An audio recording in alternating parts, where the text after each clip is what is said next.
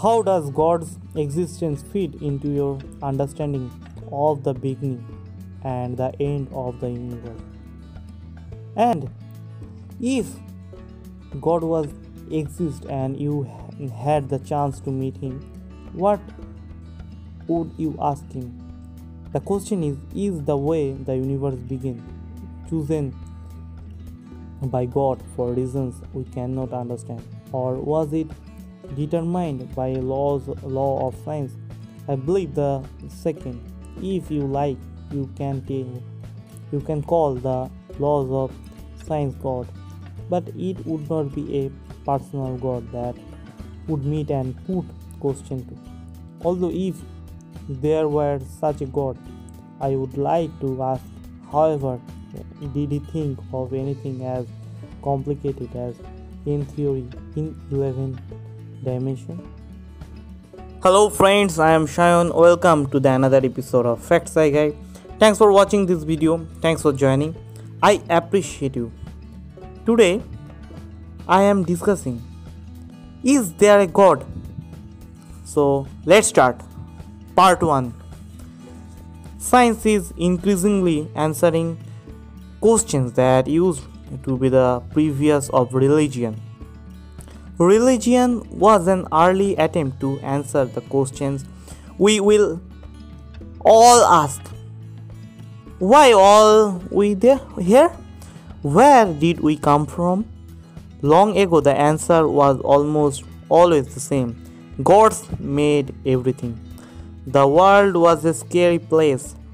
So even people as the Viking believed in supernatural begins to make sense of natural phenomena like lightning, storms, or eclipse.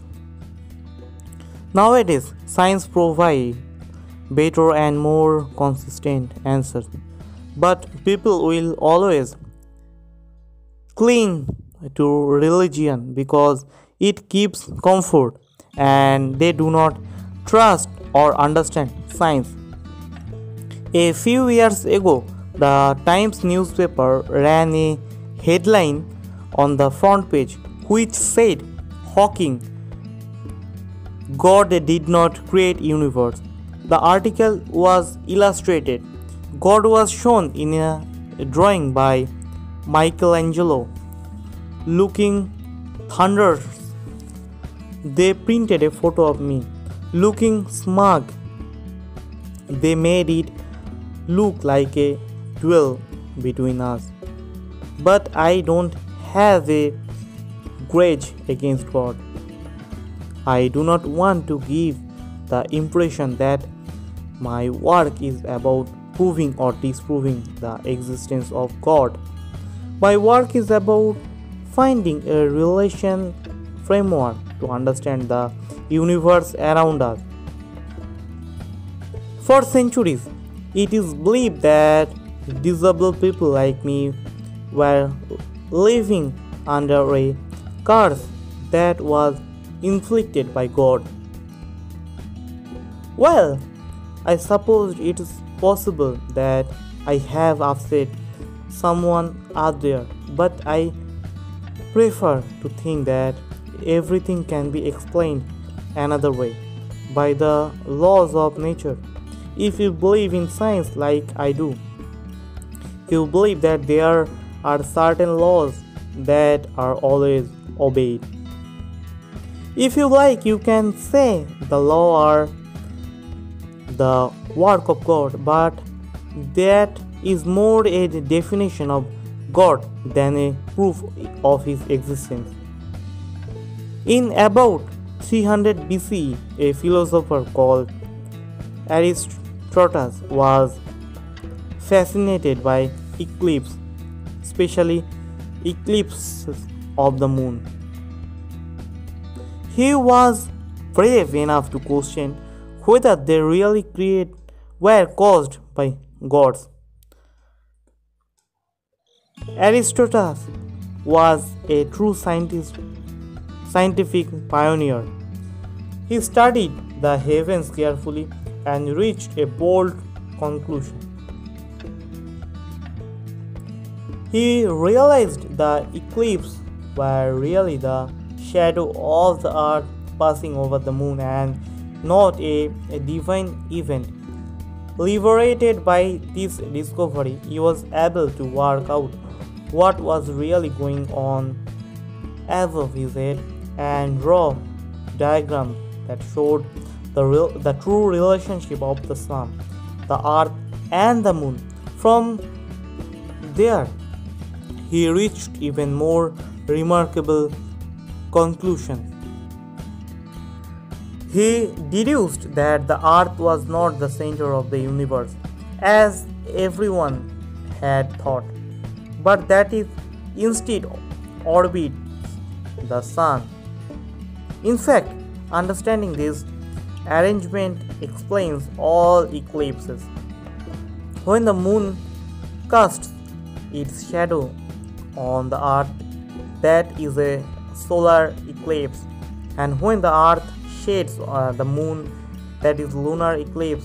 But Aristotle took it even further. He suggested that stars were not chinks in the floor of heaven as his contemporaries believed, but that stars were other suns like ours, only a very long way away.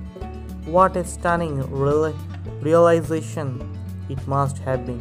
The universe is a machine governed by principles of laws that can be understood by the human mind.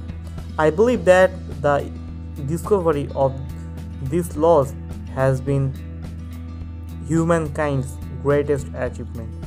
For it's these laws of nature, as we now call them, that will tell us whether we need a God to explain the universe at all. The laws of nature are a description of how things actually work in the past, present, and future. In tennis, the ball always goes exactly what they say it will, and there are many other laws at work here too that govern everything that is going on, from how the energy of the shot is produced in the player's muscle to the speed at which the grass grows beneath their feet. But what is really important is that these physical laws, as well as being unchangeable, are universal. They apply not just to the fight of a ball, but to the motion of a planet and everything else in the universe. Unlike laws made by humans, the laws of nature cannot be broken.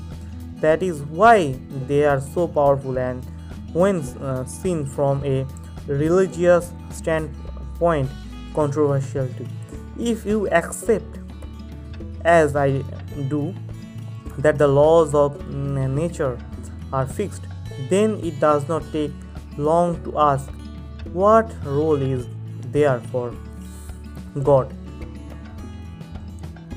This is a big part of contradiction between science and religion, and although my views have made headlines, it is actually an ancient conflict. One could define God as the embodiment of the law or laws of nature. However, this is not what most people would think of as God. They mean a human-like being with whom one can have a personal relationship. When you look at the vast size of the universe and how insignificant and accidental human life is in it, that seems most implausible. I use the word God in an impersonal sense, like Einstein did for the laws of nature. So knowing the mind of God is knowing the nature, the laws of nature. My prediction is that we will know the mind of God by the end of this century. The one remaining area that religion can now lay claim to is the origin of the universe. But even here, science is making progress and should soon provide a definitive answer to how the universe began. I published a book that asked if God created the universe and that caused something of a stir. People got upset that a scientist should have anything to say on the matter of religion. I have no desire to tell anyone what to believe, but for me, asking if God exists is a valid question for science. After all, it is hard to think of more important or fundamental mystery than what or who created and controls the universe. I think the universe was spontaneously created out of nothing. According to the laws of science, the basic assumption of science is scientific determinism. The laws of science determine the evolution of the universe given its state at one time. These laws may or may not have been decreed by God, but He cannot intervene to break the laws, or they would not be laws. The leaves God with freedom to choose the initial state of the universe, but even here it seems there may be laws. So God would have no freedom at all. Despite the complexity and the variety of the universe, it turns out that to make one you need just 3 ingredients. Let's imagine that we could list them in some kind of cosmic cookbook. So, what are 3 ingredients we need to cook up a universe? The first is matter, stuff that has mass.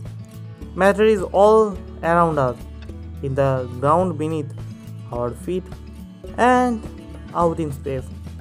Dust, rock, ice, liquid, vast clouds of gas, massive spirals of stars. Each contains billions of suns stretching away for incredible distance. The second thing you need is energy. Even if you have never thought about it, we all know what energy is. Something we encounter every day. Look up at the sun and you can feel it on your face. Energy produced by a star 93 million miles away. Energy permits the universe, driving the process that keep it a dynamic, endless, changing place. So we have matter and we have energy. The third thing we need to build a universe is space. Lots of space. You can call the universe many things: awesome, beautiful, violent, but one thing you cannot tell it is cramped. Wherever we look, we say space, more space, and even more space, stretching in all directions. It is enough to make your head spin. So, where could all this matter, energy, and space come from? We have no idea until the 20th century. The answer came from the inside of one man, probably the most remarkable scientist who has ever lived. His name was Albert Einstein. Sadly, I never got to meet him, since I was only 13. When he died, Einstein realized something quite extraordinary. That Two of the main ingredients need to make a universe, mass and energy, are basically the same thing, two sides of the same coin if you like. His famous equation E equals to mc squared simply means the mass can be thought of as a kind of energy and vice versa. So instead of three ingredients, we can now say that the universe has just two, energy and space. So where did all this energy and space come from? The answer was found after decades of work by scientists. Space and energy were spontaneously invented in an event we now call the Big Bang. At the moment of the Big Bang, an entire universe came into existence, and with it, space. It all inflated just like a balloon, like blown up. So where did all this energy and space come from? How does an entire universe full of energy, the awesome vastness of spaces and everything in it, simply appear out of nothing? For some, this is where God comes back into the picture. It was God who created the energy and space.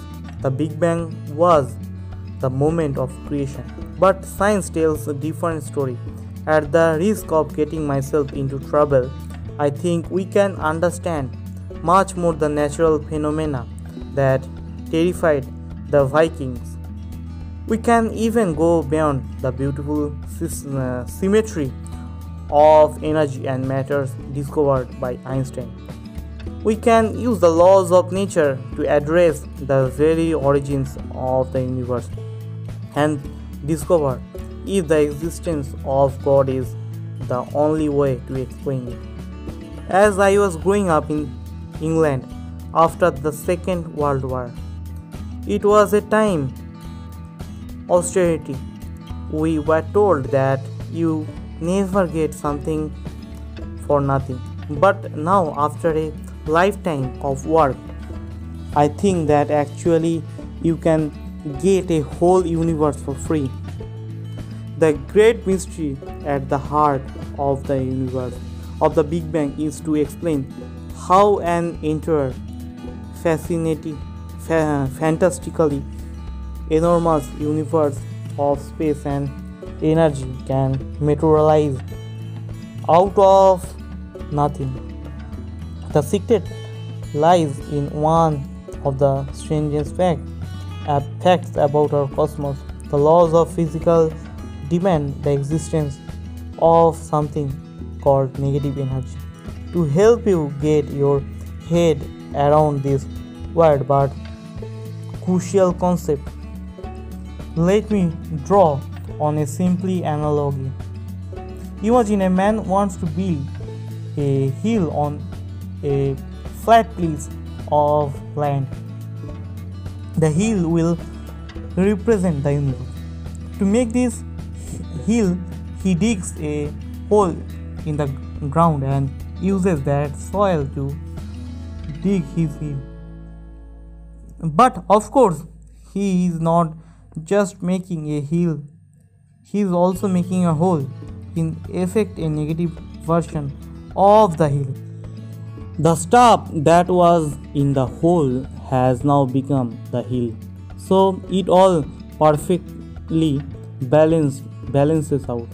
This is the principle behind what happened at the beginning of the universe. When the Big Bang produced a massive amount of positive energy, it simultaneously produced the same amount of negative energy. In this way, the positive and the negative add up to zero. Always. It is another law of nature. So, where is all this negative energy today? It is in the third ingredient in our cosmic cookbook. It is in space. This may sound odd, but according to the laws of nature concerning gravity and motion, laws that are among the oldest in science, space itself is a vast store of negative energy, enough to ensure that everything adds up to zero. I will admit that unless mathematics is your thing, this is hard to grasp, but it is true. The endless web of billions upon billions of galaxies, each pulling on each other by the force of gravity, acts like a giant storage device. The universe is like an enormous battery storing negative energy. The positive side of things, the mass and energy we see today, is like the hill. The corresponding whole or negative side of things is spread throughout space. So, what does this mean in our quest to find out if there is a God? It means that if the universe adds up to nothing, then you don't need a God to create it. The universe is the ultimate free lunch. Since we know that the positive and negative add up to zero, all we need to do now is to work out what, or dare I say, who tricked the universe, the whole process in the first place. What could cause the spontaneous appearance of a universe? At first, it seems a baffling problem. After all, in our daily lives, things don't just materialize out of the blue. You cannot just click your fingers and summon up a cup of coffee when you feel like one. You have to make it out of other stuff like coffee beans, water, and perhaps some milk and sugar. But travel down into this coffee cup through the milk particles down to the atomic level and right down to the subatomic level, and you enter a world where conjuring something out of nothing is possible, at least for a short while. That is because at this scale, particles such as protons behave according to the laws of nature we call quantum mechanics, and they really can appear at random, stick around for a while and then vanish again to reappear somewhere else. Since we know the universe itself was once very small, perhaps smaller than a proton, this means something quite remarkable. It means the universe itself, in all its mind-boggling vastness and complexity, could simply have popped into existence without violating the known laws of nature. From that moment on, vast amounts of energy were released as space itself expanded, a place of store.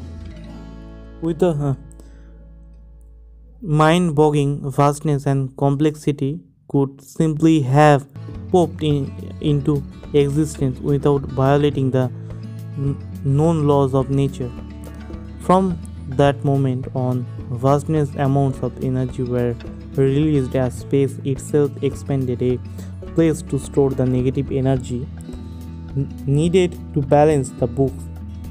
But of course, the critical question is raised again: did God create the quantum laws that allowed the Big Bang to occur? In a nutshell, do we need a God to set it off so that the Big Bang could begin? I have no desire to offend anyone or faith, but I think science has a more compelling explanation than a divine creator. Our everyday experience makes us think that everything that happens must be caused by something that occurred earlier in time. So it is natural for us to think that something, maybe God, must have caused the universe to come into existence. But when we are talking about the universe as a whole, that is not necessarily so. Let me explain. Imagine a river flowing down a mountainside. What caused the river? Well, perhaps the rain that fell earlier in the mountains. But then, what caused the rain? A good answer would be the sun that shone down on the ocean and lifted water vapor up into the sky and made clouds. Okay, so what caused the sun to shine? Well, if we look inside, we see the process known as fusion, in which hydrogen atoms join to form helium, releasing vast quantities of energy in the process. So far, so good. Where does the hydrogen come from? Answer: the Big Bang. But here is the crucial bit: the laws of nature itself tells us that not only the universe have popped into existence without any assistance, like a proton, and have required nothing in terms of energy, but also that it is possible that nothing caused the Big Bang. Nothing. The explanation lies back with the theories of Einstein and his insights into how space and time in the universe are fundamentally intertwined. Something very wonderful happened to time at the instant of the Big Bang. Time itself began. The understand this mind-boggling idea, consider a black hole floating in space.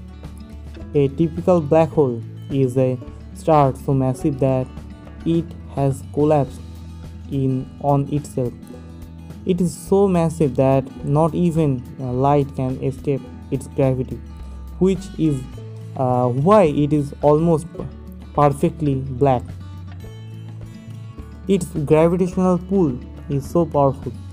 It warps and distorts not only light but also time.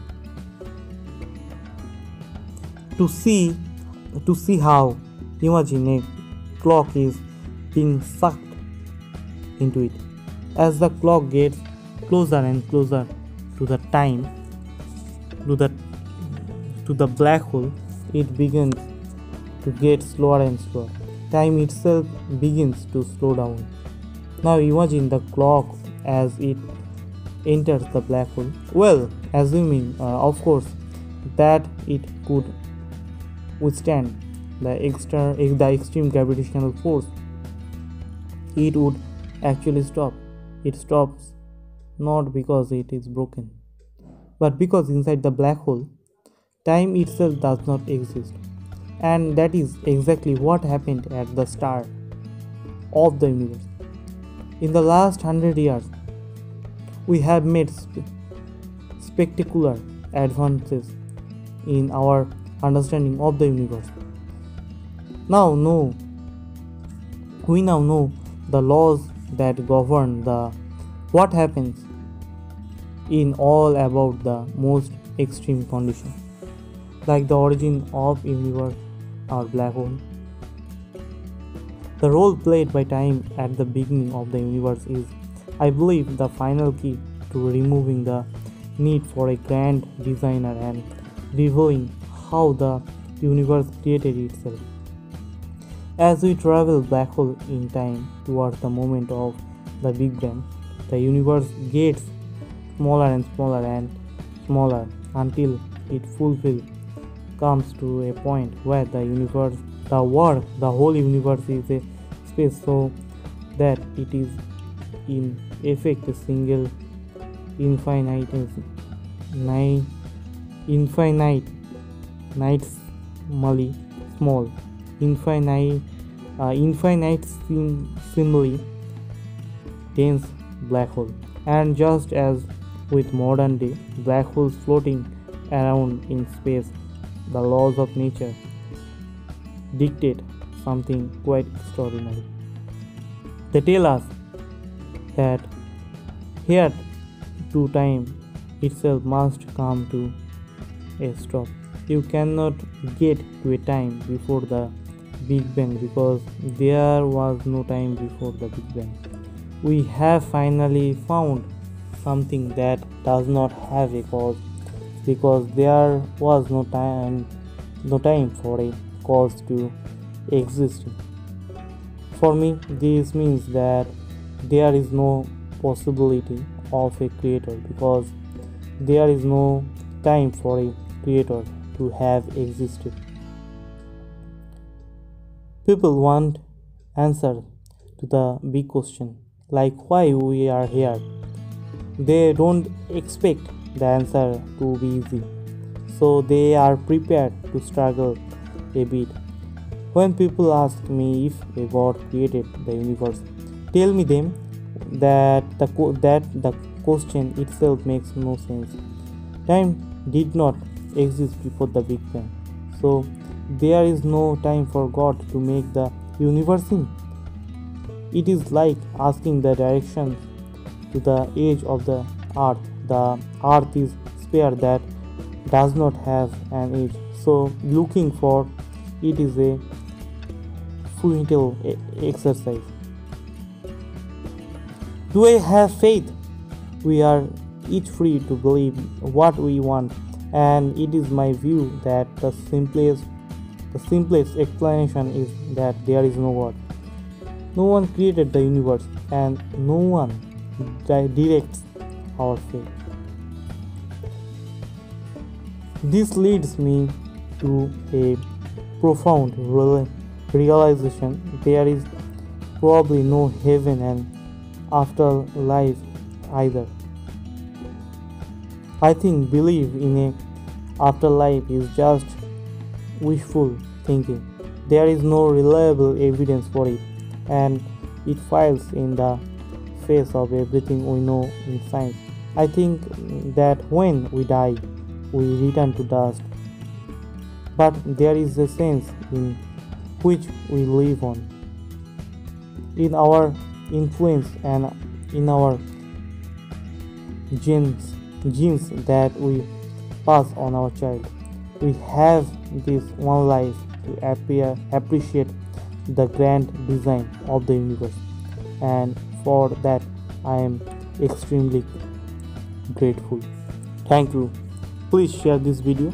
Please subscribe our channel. That's all.